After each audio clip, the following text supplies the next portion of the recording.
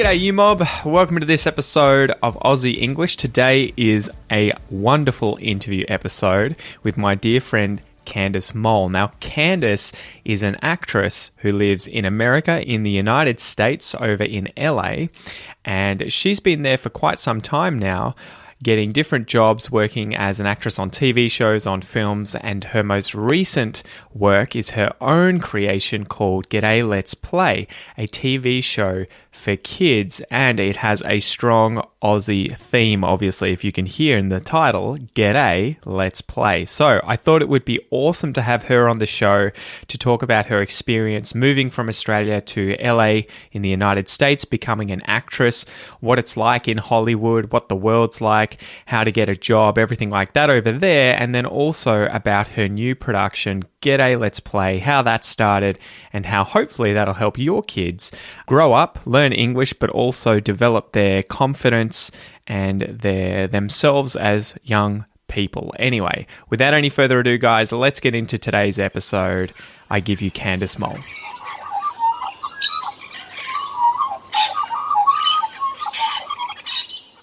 G'day guys, welcome to this episode of Aussie English. Today I have Candice Moll on the podcast to talk about everything, I guess. Your new show is G'day Let's Play, but we've been in contact for a while and I know that you're an actress over in the US. So how's it going anyway? What's going on? How's your day going? Oh, look, I had a busy day. I just said before you hit record that most of my day is usually spent in traffic because I'm in Los Angeles, which is a lot of fun. But yeah, things are going well. Los Angeles is a bit of a beast in itself, in that it's any type of performance is always feast or famine. And so when it's almost like when you've got a job, you've got no time to enjoy your life. And then if you don't have a job, then you've got no money to enjoy your life. And so you kind of jump back and forth between the two, but that's half the fun. So starting from the start, how did an Aussie girl from, I know, Adelaide end up in the US, in Los Angeles? Yeah, well, I mean, I've been acting for a number of years, and I was doing that in Australia. I was on a show called The Fairies. Yep. Which was also a kid show. And so basically after that show ended, I kind of went, well, what do I want to do now? I'm in Adelaide. Do I want to move to Sydney or do I want to move to LA? And LA just sounded a bit exciting. So I hopped on a little plane and came on over. But we hear about those stories, right? Yeah, if you want to make it in acting, you go to LA or you go to the US to the West Coast. But surely it's not as easy as just getting a plane there and then being like, "G'day guys, I'm here. Give me a job." No. Like, what's the process like? Because I mean, do you have to have more planned out? Do you just find somewhere to live and then you just start handing out resumes? What was it like? So you start by getting a visa, and so that process is very long and drawn out. So for me, I started my visa application while I was working in Japan. I was working at Universal Studios, which was great because I was having that very fun experience while I had a visa processing.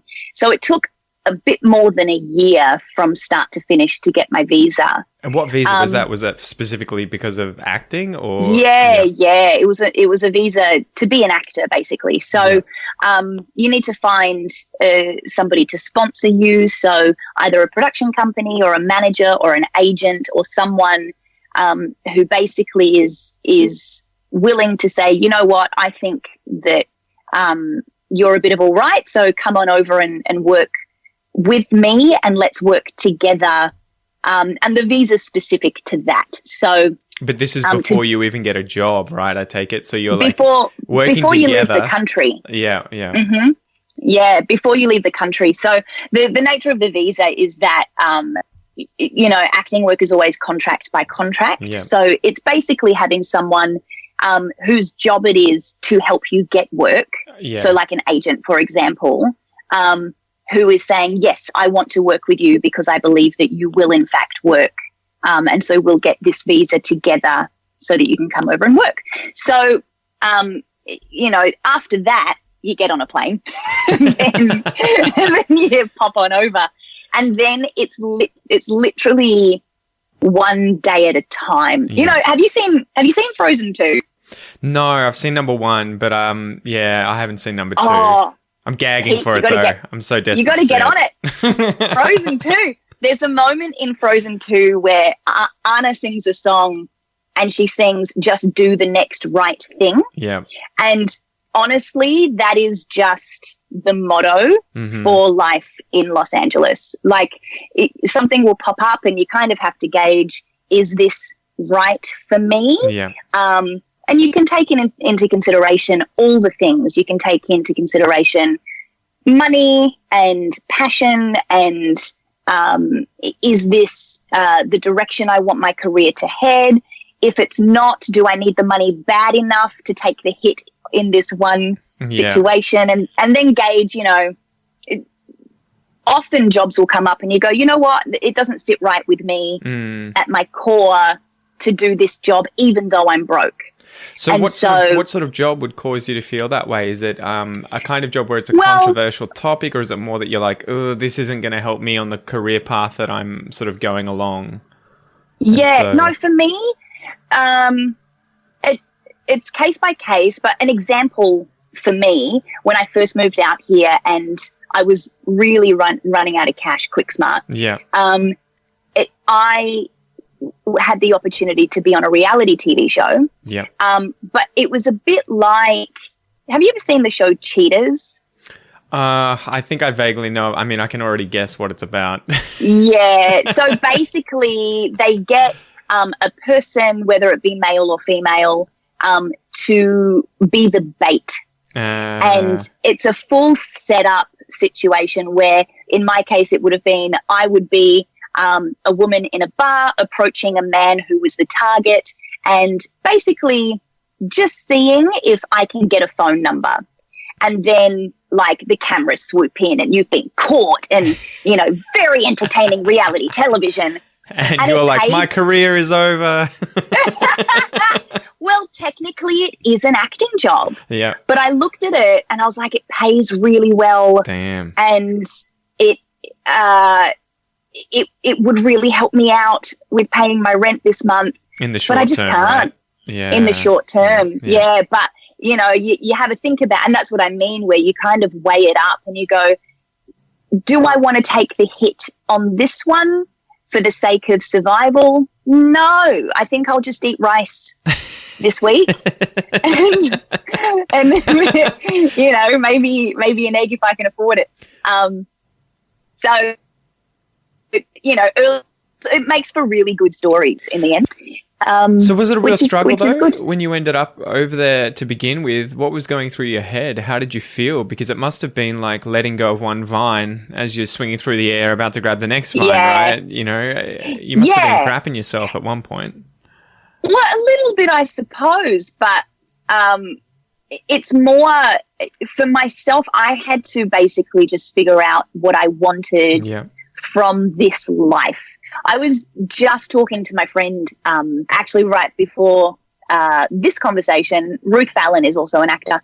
And, you know, we were talking about the notion of trust and enjoying the process. Yeah. So you really need to enjoy the life that you're living, regardless of whether you are currently working on a project or your next project might not be for the next couple of months, or you don't know when the next project is going to be. Like, you really need to be okay with whatever is going on.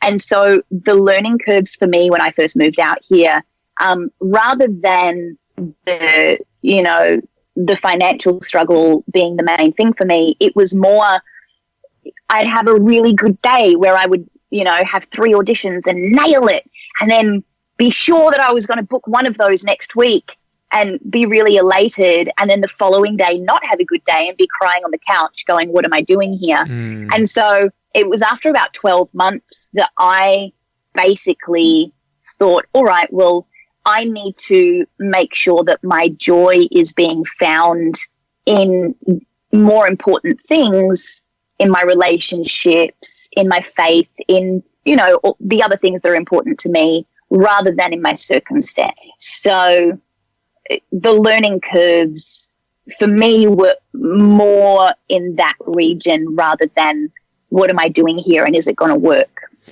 Is it really as cutthroat as it seems? Because I think the only exposure that most of us are going to have to Hollywood is Hollywood itself. And so we see TV shows, like The Entourage and everything like that, showing what it's like to try and get jobs, to try and, make it as an actor. And I guess the cliche is that more people fail than make it, obviously.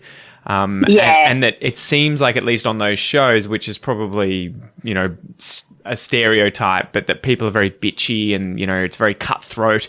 Is it really like that in reality, or is it a different story entirely?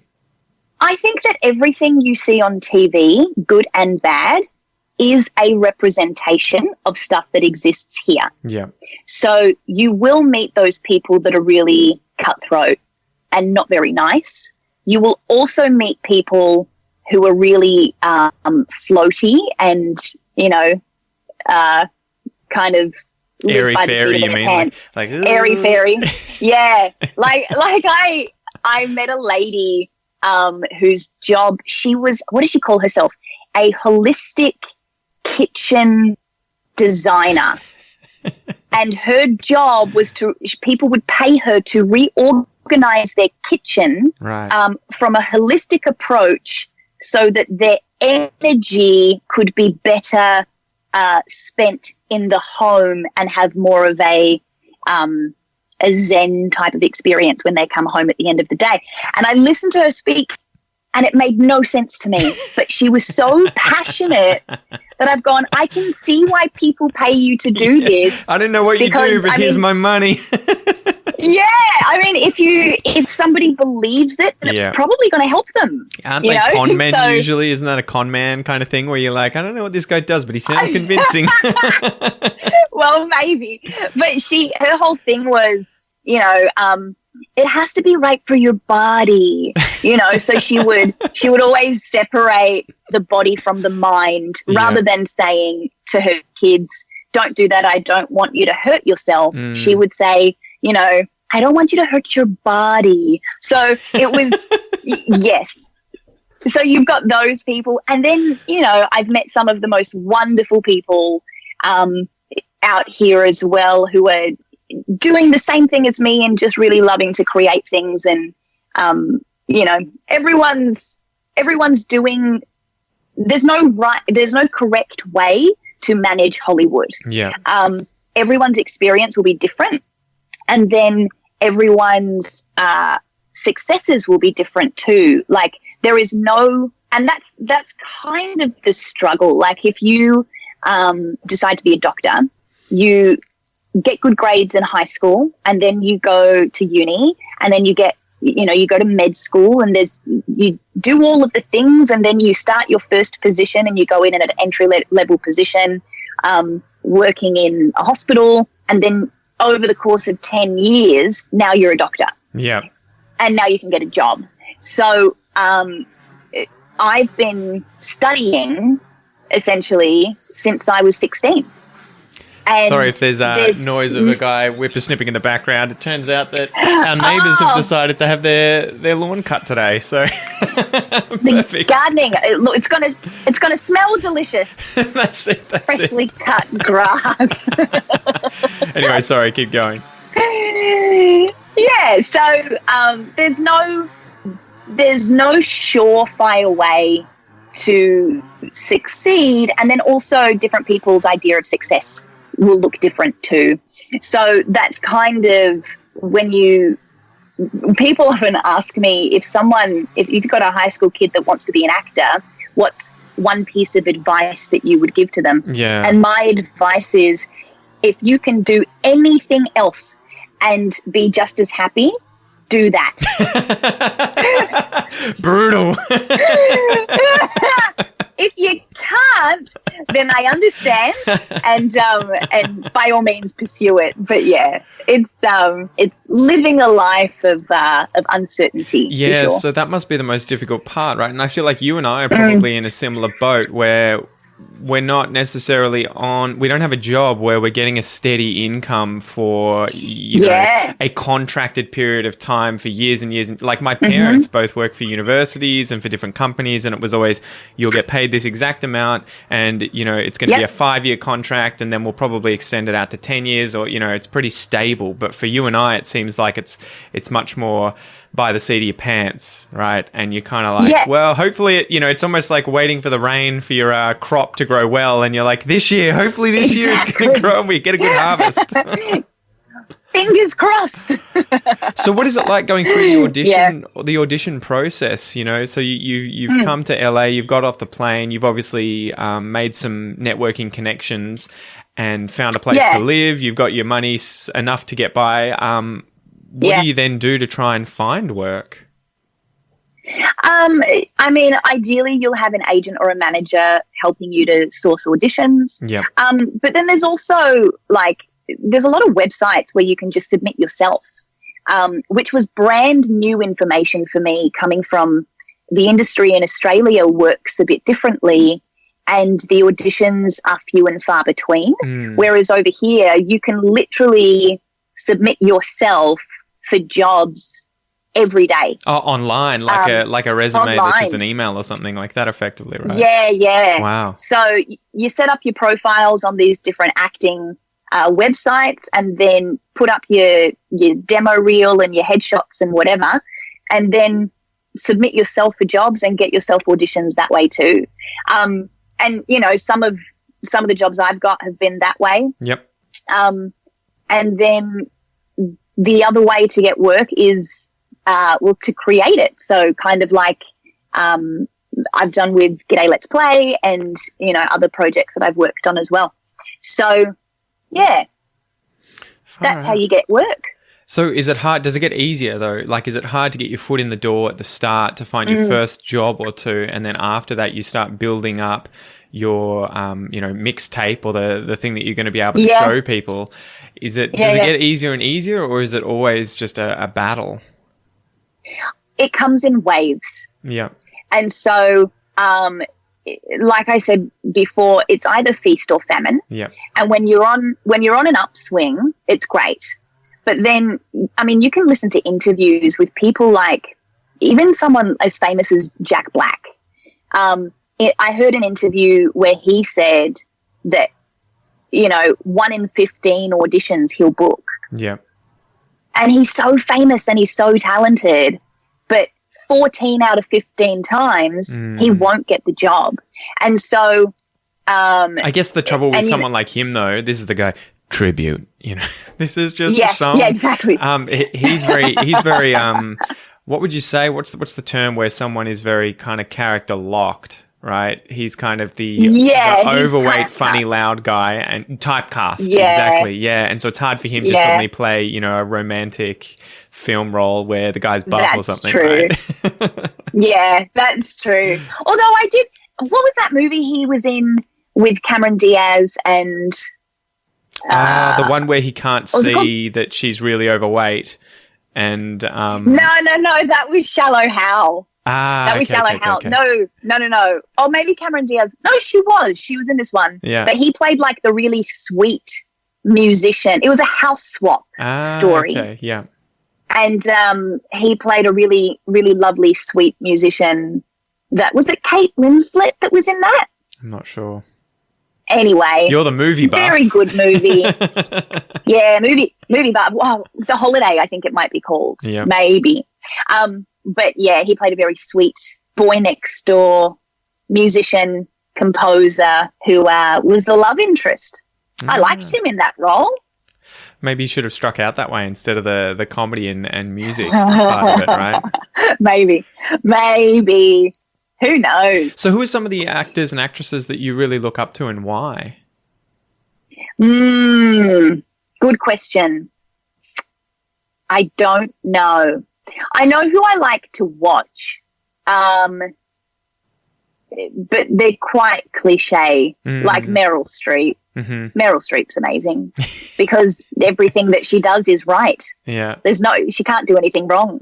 But then I do really enjoy it when I really enjoy it when I am watching a movie and someone will say, oh, that's that actor from that other TV show. And I go, who? And I have no idea who they're talking about because they are so different that I've forgotten that they're a real person in real life. And all I'm seeing is the character. Yeah. It's those under the radar actors that once you notice them, you realize they're in absolutely everything. And you didn't even realize. And I can't think of an example right now. I know what you mean. I know what you mean, though, where you say that they are so good and that they just go from one thing to the next, like from something so different from one character into the next. You know, there's a guy... Who's the guy that's in the new, not Harry Potter films, but the ones by J.K.R. Rowling that is the protagonist in those films? And he played, I think, a woman in another film. And, you know... Oh. So there's one where he's done that, you know, it's a guy, and you don't even know, though, when you see the character, you just see the character. And the same for the Bob Dylan film, right? Who was it, Scarlett Johansson or somebody played Bob Dylan in that film, and it was actually a woman playing Bob Dylan. I can't remember who it was, but that was another example. I haven't seen it. You just get lost, and you're like, wow, wait, what? This is a woman playing a male, and you don't even notice, you know? It's true. It's like listening to an audiobook, and the same person is doing all of the character voices, but you totally forget because you get lost in the story. So does that become does that become a bit of a gift and a curse, though, for many actors, because they kind of want to let the roles kind of speak for themselves, but once you get too famous, it becomes your face and people are just like, oh, it's Brad Pitt. Oh, it's Johnny Depp, you know, and they kind of don't see the character as I guess, effortlessly as they would with an unknown character. Yeah, mate, I mean, I don't know because I'm not Brad Pitt. Plot twist, I am. Wait, or am I? Yeah. I imagine that it would be... You hear about this a lot, specifically with people who do commercials and get really famous from a commercial. Like, do you remember Dougie the Pizza Guy in Australia? Probably would if I saw the ad. Yeah. It was a number of years ago. Now there's the progressive commercials flow from the progressive commercials. So these actors who, and I don't know Flo's real name, I just know her face. There's a big Australian one who did that with the, your mum's another one who loves it. Do you remember that ad? Yeah. With the noodles? Is his name Angus something? Yeah, is that? I'm not sure. But these actors, they kind of get locked into these commercials because now they're known as that commercial. Kind of, yes, I imagine it would be so incredibly frustrating that now, like, it does lose them work from that standpoint where these commercial actors try and get, for want of a nicer term, real acting work. It's all acting work, but they want to do a drama or something. And then it'll be, well, no, because you're Flo from the progressive commercials and that's all I see when I look at you. Yeah. But at the end of the day, they also make a lot of money doing those commercials.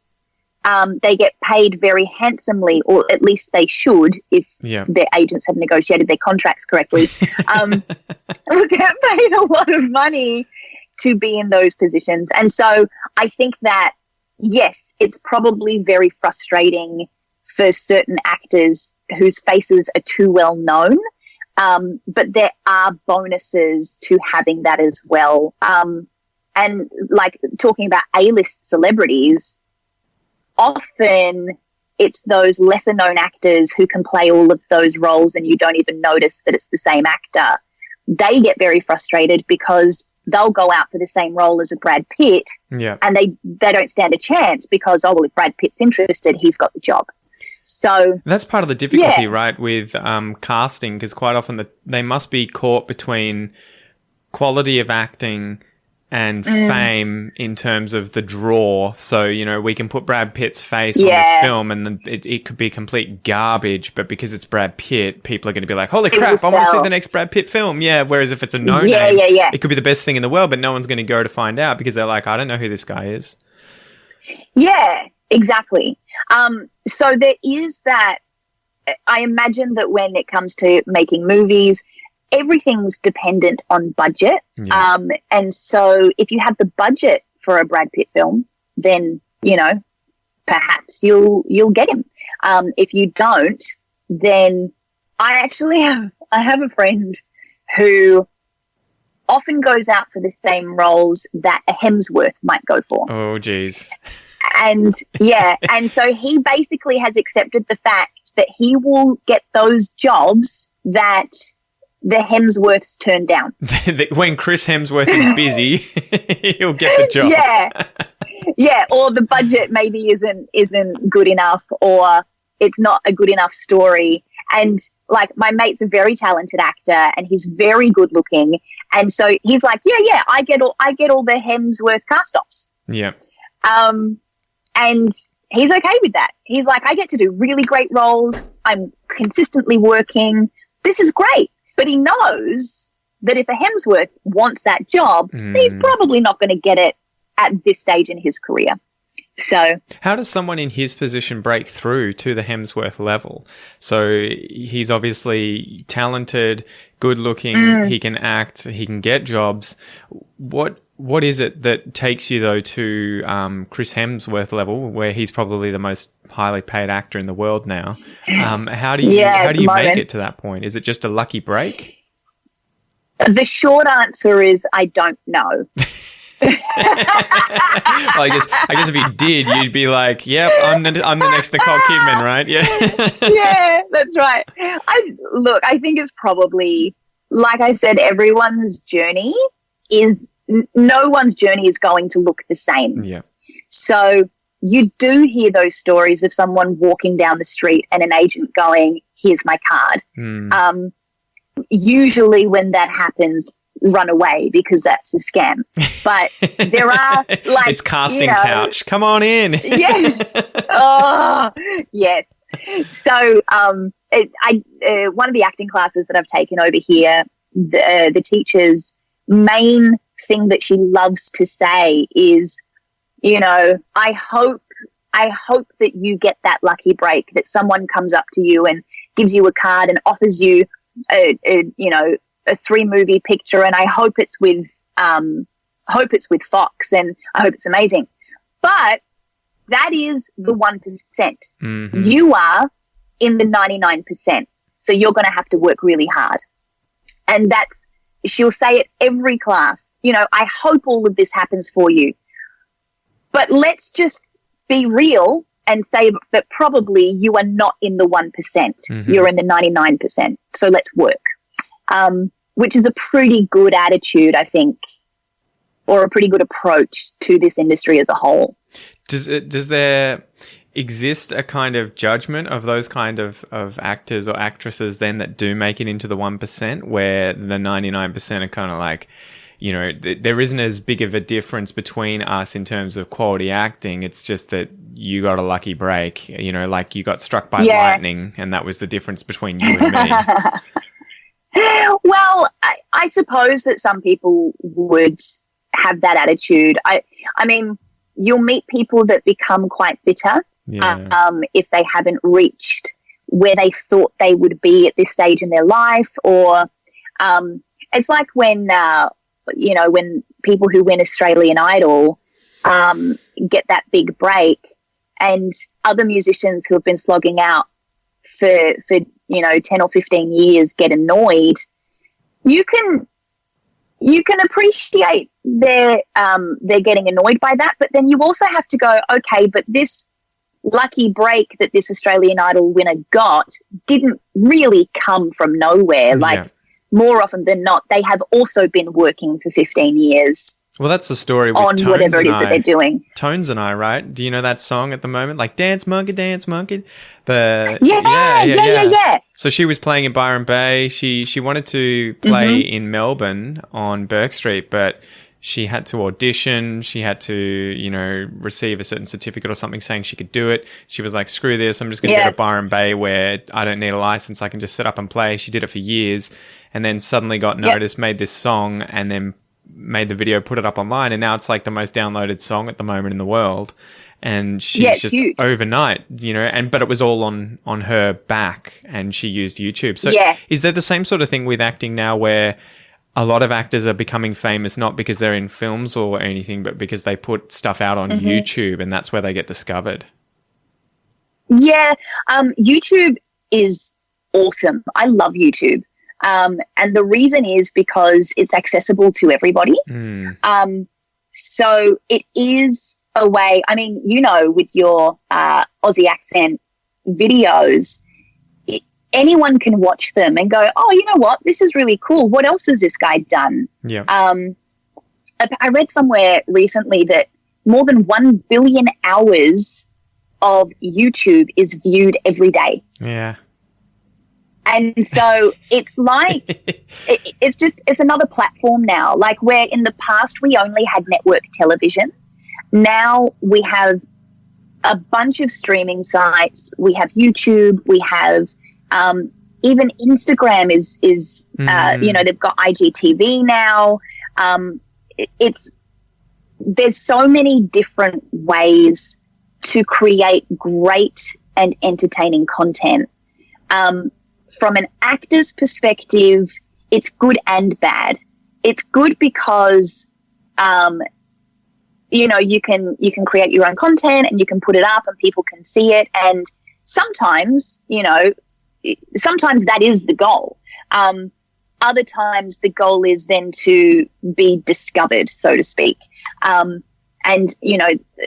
I'm sure that happens too. But all of these different avenues for new TV viewing, we'll say, Netflix and, all the things, it waters down the pool of jobs. There's more jobs, but because the viewing is less, as in the amount of eyes that watch that program, it means that the contracts kind of come down in value to an extent. Isn't that sort of what's happened with music? Because you think about, the 70s and the 60s and the 50s. I wasn't obviously alive then, but those bands like the Beatles were just massive because they had no competition too, right? Like, there was a handful of bands that came out of that period that just dominated, but it seems next to impossible to replicate that today, because every man and his dog can start a band and put stuff up online, get on YouTube. Yeah. And now the streaming services too, like Spotify, just have dominated CD sales and everything like that. So the only way for you to really make money is to tour constantly to try and do it. Is it true. Sort of the same thing where the biggest of the big in the movie industry, like the music industry, there's very few of them, but everyone else is kind of left touring and picking up the scraps. There are more opportunities, but they don't pay as well. Yeah, I suppose you could put it that way. There is definitely an element of truth to that.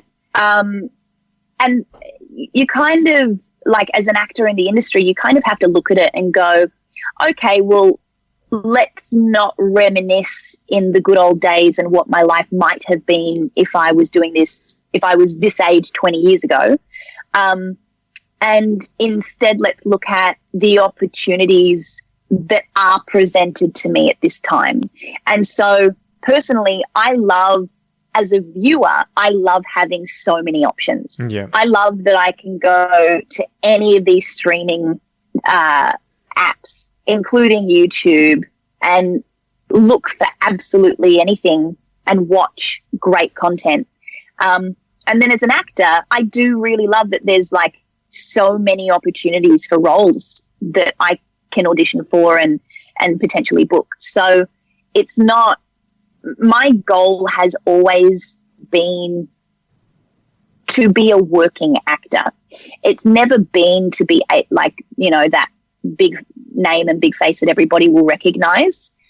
Maybe that's why I really love those actors that go undetected, because I think they're doing such great work, and I find that really inspiring and exciting. So what do you think it is about the ones who do become so famous that leads them to just losing the plot, right? Like Johnny Depp comes to mind, where his life just seems to be unraveling, right? Like he's drinking something like $30,000 worth of wine a week, and that's not a lot of wine, it's just very expensive wine. He's, having some issue with his wife at the moment. Domestic violence has been recorded, put up on YouTube, and heaps of stuff seems to be happening. But what is it about the super rich, super famous actors that quite often you would imagine they would have an amazing life? They could attract the best partner imaginable. They would be the happiest person imaginable. But when you really peel back the layers of the onion, they seem like anyone else with, everyday problems. Yeah. But some of them seem to really lose the plot. Some of them do. And the truth is that, we've all heard the phrase, money doesn't buy you happiness. Yeah. What money does do is really just heighten the person that you already are. So if you meet somebody who suddenly wins the lottery and then they become a bit of a bad person, the truth is they were already that person. Now they just have the ability to do it more so. Yeah. Now they just have less consequences because people respect money in a way that they probably shouldn't. And with money comes power. So it's like, I think that with these, A-list celebrities that we see that appear to be going off the rails based on what the media shows us, which isn't always accurate as well. Of course. But let's say that it is. We all know of stories where that has happened to people. I think that being in that position would be a really lonely place because you don't know who your real friends are. Yeah.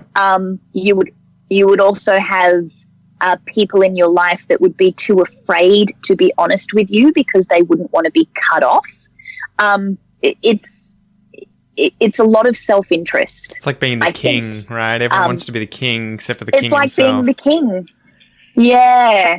And it's sad. Like it's a really... for those circumstances that is the case, I can't even begin to imagine how hard that would be. It's really easy for those of us who don't have that kind of wealth to go, oh yeah, poor little rich kid. But at the same time, that must be really, really difficult, I think. Well, you sell your soul to some extent, right? Because you can't get it back. Once you become Johnny Depp, there's no putting the genie back in the bottle. And, I'm just going to go somewhere in the world and people won't recognize me. It's kind of like, I don't know, dude. Britney Spears did, didn't she? Well, didn't she go off and do... She shaved her head, voluntary right? work or something? I'm not sure. I haven't been following her career, to be honest, but she definitely has disappeared off my radar. And it's probably, though, because she just stopped producing music and did her own thing. No. Back in the day when she went off the rails and it was all over, she disappeared. I thought the story was that she went to somewhere in Africa. Yeah. I don't know which country. But I remember reading that she was doing voluntary work, with a community and went off the radar for a while. That must be another level, right? Because that's not just fame and wealth. That's childhood fame and wealth, right? And so you kind of... Right. It's like that's probably the worst combination of things is to become rich and famous at a very young age. Like, I think Justin Bieber, I don't know what Justin Bieber's like these days, but it seemed like he was off the rails and he was like not even 20 years old when he was doing all this stuff, going crazy. And you're just like, I hope he gets it together. But it must be so difficult at that point where you've been given everything. Everyone loves you. Everyone's probably praising you constantly and you start believing, everything you're told. But it's a lot of pressure too. Like, I just watched Taylor Swift's documentary that was on Netflix recently. Fascinating to watch. My wife watched that recently too. I think I could hear it in the background, so I was sort of listening. Yeah. Really fascinating. Like, small town girl and suddenly has all of this fame and success, and the pressure that is on her to be this or be that, and the way that the media rips these celebrities apart. And then also, like, it's hard enough as a young person to try and really discover who you are and who you want to be as a person. Yeah. When you have so many voices coming at you from management and fans and accountants and agents and, you know, whatever else, it must be deafening. It must be so difficult to really hone in on what do I want, what is the person that I want to be. And I think those that can come out the other side of that and actually, you know, find that and be secure in that, it's a huge achievement. Well, Miley Cyrus is another one I think that comes to mind for me, where she was definitely always the good little girl in a lot of the TV shows and everything. She had to be. Yeah. She was on that Disney contract. Ah, okay, got you. So you'd know more about this than me. But then as soon as, I don't know what happened, was she probably in her early 20s and she took up a completely different persona that was a little sluffier, right? And she sort of rode that wave. And I don't know, there's no wrong or right, I guess, because that probably propelled her even further, right, into the zeitgeist, into the you know, the world. But it was definitely interesting where you're like, she's probably been turned into this monster or this beast because she's been pandered to and told you have to be good, you have to do this, and it's like the pastor's daughter who ends up being a whore. The PK. She's just like being told you can't talk to boys, you can't do anything, you can't go out, and then that's all she wants to do later on in life, right? Yeah. I think it's that way. I think it's that way for any kid who is put in a position where they're being told one way and then they discover that that's not actually who they are. And in the case of Miley Cyrus, there is, you know, I've heard opinions that perhaps that was actually a very clever marketing ploy. Yeah. Because when she did change that image into going from like good girl into a very sexually free woman, she got a lot of attention. Well, it was in the media for days, weeks, right? Everyone knew her name. And then she's come out of it and now she can do whatever she wants. Yeah. And no one's going to blink an eye because, you know, that she got all of that press previously. Yeah. And so, so now she really is free to be whatever type of artist she wants to be, which good for her. You know, that's great. It's very difficult to break out of a mold that has been created for you by an organization like Disney. And don't get me wrong, I love Disney because I like watching Disney movies. But I'm that person. I love a happy ending. And so I love Disney. I love Hallmark. I love anything where there's going to be like a happily ever after. So what did you think of Game of Thrones? Did you want to cry at the end of that, or were you just like... No, I can't. You know what? I can't even remember what happened at the end. They completely botched it. They completely screwed it. The last season, have you seen the IMDb ratings? I think everyone was just a bit too opinionated. Okay. About what they thought it should be. I think my problem wasn't so much the way that it ended, it was how fast the directors clearly were just like, let's just hammer through this. Done. I want to do Star Wars. And you're just like, dude, you've done so many seasons. Just make the last one good, god damn it. I can't remember the last TV show that ended well. But you know why, right? The books were never written. Oh yeah, 100%. And but it seems. Yeah. I mean, and hindsight's a gift, right? So we can obviously see what they do, and then look back and be like, "Oh, garbage." But they were having to do it. They were having to pave, a way through the forest, right? That was uncut and make their own path. Yeah. But it did seem like a lot of the choices were cliche or rushed, and you were just like, surely any B-grade writer could have done a better job. Than what you guys decided to do with some of these things, because it was like... Yeah. I don't know. I still liked it, though. Yeah. I remember that I wasn't angry. Everyone was angry. Yeah, I was. And I was like, okay. Maybe I'm just too accepting.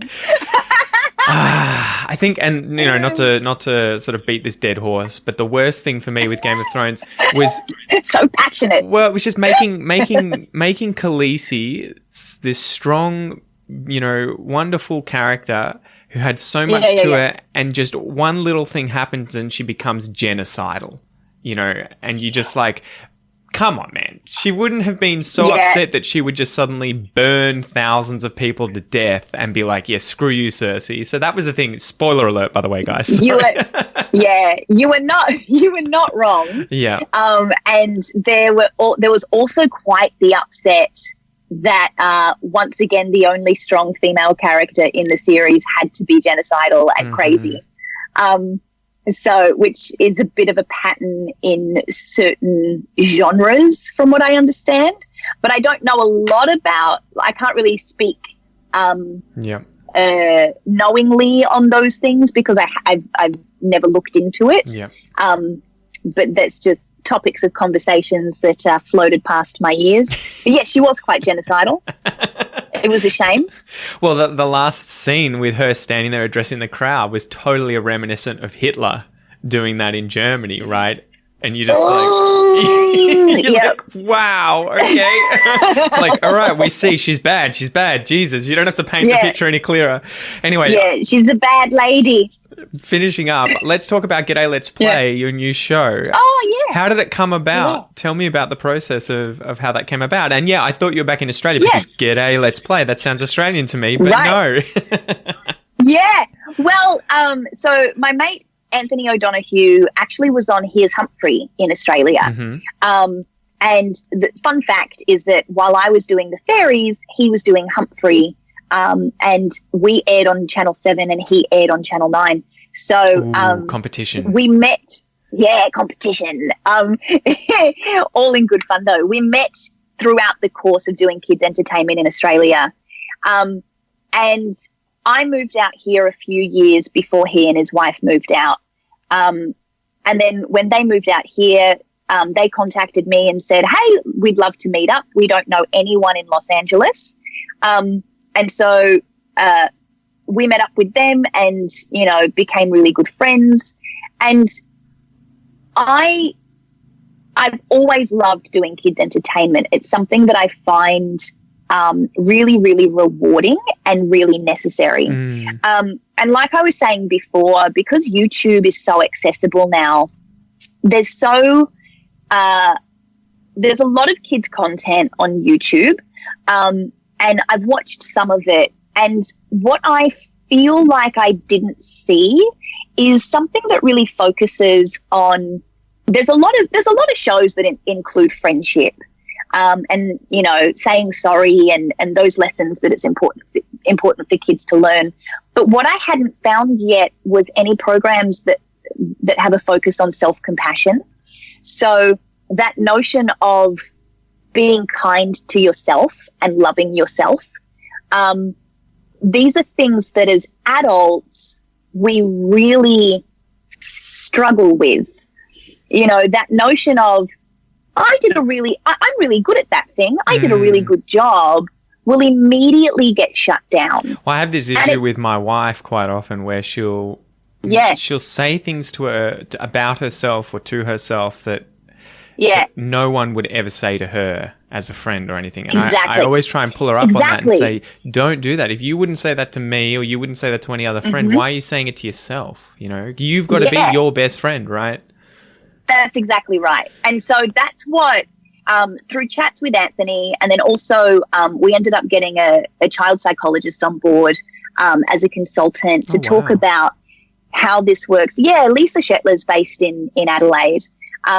And she's phenomenal. She's a guest speaker at Adelaide Uni for topics of child psychology, and she has her own clinic in near Gawler. I can't remember the name of the town. But basically, we spoke about this, and if you look into the research behind it, basically kids who have really healthy friendships, they are just happier people. They perform better academically. They have better self-esteem. They have less problems with body image. Yeah. And then also you can follow that thread into the cause of bullying and you know, bullies are still children. You know, why are they acting this way? Why are they acting out this way? And a lot of the time it comes down to having a low self-esteem or not really being educated all the time. You know, parents are very, very busy. Yeah. And so what we're trying to do is create content with this show that will support that notion, support parents in their quest to teach their kids how to be really good friends, and then also to start that conversation of, like you said, how to be your own best mate. Or on the show we say, be a great mate to yourself. So the notion of saying kind words to yourself and saying kind words to other people too is basically the focus. So it came about because Ant and I, we both had this passion for kids' entertainment. And then we also just really wanted to work together. He's phenomenal. He's a great writer and a really great on-camera host. Mm-hmm. And he lives 15 minutes up the road. Far out. Which in Los Angeles is very close. You could almost walk there. Could almost walk. Well, no, it's 15 minutes on the freeway. So maybe not. How is it done? How is it made? Like a kids' TV show like that? Is it, you know, we see them, they're half an hour long. Does it take half an hour to make? Or what is it like behind the scenes? Yeah. So we've made our episodes because it's in the YouTube format. Mm-hmm. And, you know, like I spoke about before, I love YouTube just because of its accessibility. Anyone can watch it. Most parents will just pull it up on the phone now, or every kid has an iPad. So it's a really convenient way to access kids' entertainment. And so we've kept our videos shorter than 7 minutes. And then, you know, if you want to watch for longer, you just hit that playlist and they can run straight through as though you're watching a 30-minute TV episode. Mm-hmm. But the process really for us was, because we're doing this ourselves and we kind of, you know, we're still working on other projects with different companies. And so it was whenever we found the time, I would write out a script, Anthony would write out a script, we'd swap them, give each other notes. What do you think about this? We'd consult with Lisa over Skype, and she would basically approve all of our scripts and give us, you know, this is a bit of a red flag for these reasons. Perhaps you could say it this way instead so that the implication heads in this direction, that direction. So it took a number of months just to kind of nut out what we wanted the format of the show to be and the direction of the content. And then after that, you know, we got our production team together, which really consists of people that we know and people that we've worked with and, you know, everyone wanting to create something that's really good. So that was how it came together for us. So where do you film it? Do you have to hire a place or do you have friends who have a place and then you film it there? Yeah, it's all of the above. So we do have friends who, you know, have access to different studios. We also film some of it outside, which is relatively easy as well. So, you know, a lot of our stuff is done on a green screen. So really you could do it anywhere. Yeah. Yeah. Yeah. Awesome. So how can people find out more about G'day Let's Play? Where can they find it? Obviously on YouTube. Yeah, on YouTube. Do a search for G'day Let's Play. And if you have the YouTube Kids app, that makes it even easier. I was just playing on YouTube Kids the other day. Oh, so yeah, awesome. G'day Let's Play is what it's called on YouTube. Awesome. Well, Candice Moll, thank you so much for coming on the podcast. Thank you for having me. This was a long time coming, wasn't it? Yeah, a long time overdue for sure. Anyway, we'll have to get you on in the future because I've got so many more things I'd love to ask you, especially about being in LA. Oh, thank you. Thank you for your interest. This has been really fun. My pleasure. Till next time. Yeah.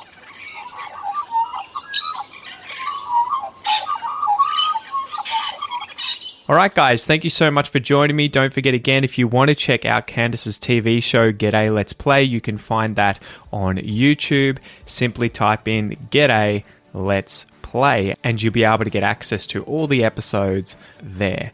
Thanks again, Candice, for coming on the podcast. It was an absolute pleasure having a chin wag with you. And guys, I will see you next time. Peace.